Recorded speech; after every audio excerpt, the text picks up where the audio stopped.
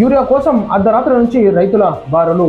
సిద్దిపేట జిల్లా కాదు, so okay వాస్తవం ఉంటుండొచ్చు, కానీ నాడు తెలంగాణ రాష్ట్ర వ్యాప్తంగా యూరియా గురించి రైతన్నలు పొద్దునక రాత్రనక లైన్ల నుండి తిండి తిప్పలేక ఈనాడు రైతన్నలు ఇంత గోస పెడుతున్నారు. అసలు ప్రభుత్వానికి నిజంగా చిత్తశుద్ధి ఉంటే ముందస్తుగానే స్టాక్ని పెట్టుకొని రైతులకు పంపిణీ చేయాల్సినటువంటి ఆలోచన పూరితమైనటువంటి నిర్ణయాలు తీసుకోకపోతే ఈనాడు వ్యవసాయ శాఖ మంత్రి ఉండేందుకు, ఈనాడు మంత్రులు ఉండేందుకు, ఈనాడు ముఖ్యమంత్రి గారు ఒకసారి ఆలోచించాలి. ఇదా ముఖ్యమంత్రి రేవంత్ రెడ్డి గారు మన పరిపాలన?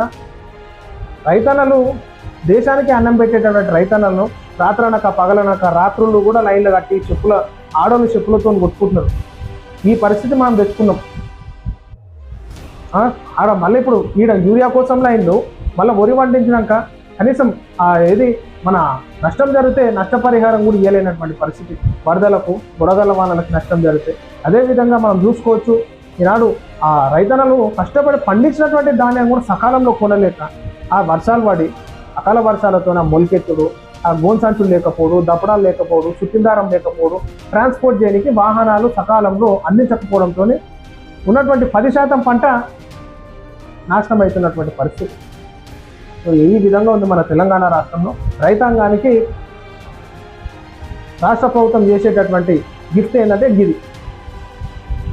ఈ విధమైనటువంటి సిచ్యువేషన్ రైతులకు తీసుకొస్తే ముఖ్యమంత్రి గారు మళ్ళీ రైతులే బుద్ధి చెప్పాల్సినటువంటి సమయం ఆసన్నమవుతుంది. ఇప్పుడు స్థానిక సంస్థల ఎలక్షన్స్ వస్తున్నాయి. దయచేసి ఈనాడు రైతన్నలకి ఏది ఉన్నా సరే సకాలంలో అందించేటటువంటి ప్రణాళికలు చేయాల్సిందిగా మేము కోరుతున్నాం. ఈనాడు వ్యవసాయ శాఖ మంత్రి మీరేం చేస్తున్నారో, మీ పనితనం ఏందో, మీ ఉద్దారకం ఏందో, మీకు ఆ మంత్రి పదవి ఎందుకు ఇచ్చారో మరి అర్థం చేసుకోవాలి.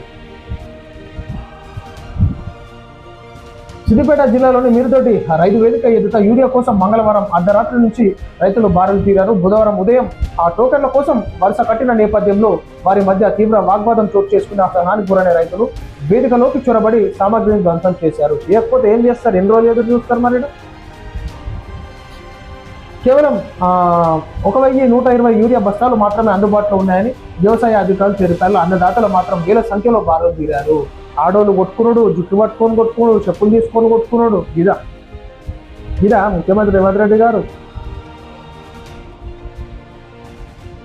అదే మీకేమైనా కావాలి, అధికారిక భవనాలు కట్టాలి, ఏమైనా కట్టాలంటే యుద్ధ ప్రాతిపదికన నెల రోజులలో 2 నెలలు కట్టి పడేస్తారు దాన్ని. కానీ రైతులకు మాత్రం రైతుల డబ్బులు ట్యాక్స్ల రూపంలో వసూలు చేసుకొని మీరేమో విలాసవంతమైనటువంటి జీవితాలను అనుభవిస్తుంటారు. మీరు తిరిగేటటువంటి కార్లు, కాన్వేలు, ఏసీ భవనాలు, మీ ఇంద్ర భవనాలంతా ఈ రైతన్నల పైసలు.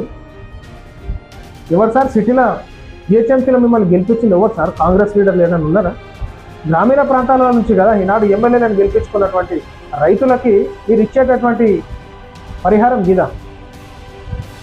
ఖచ్చితంగా రైతులనే విస్మరించొద్దు. ముఖ్యమంత్రి రేవంత్ రెడ్డి గారిని సలహా చేస్తున్నా, సూచన చేస్తున్నా. స్థానిక సంస్థల ఎలక్షన్స్లో రైతులే దెబ్బ కొడతారు, జాగ్రత్త.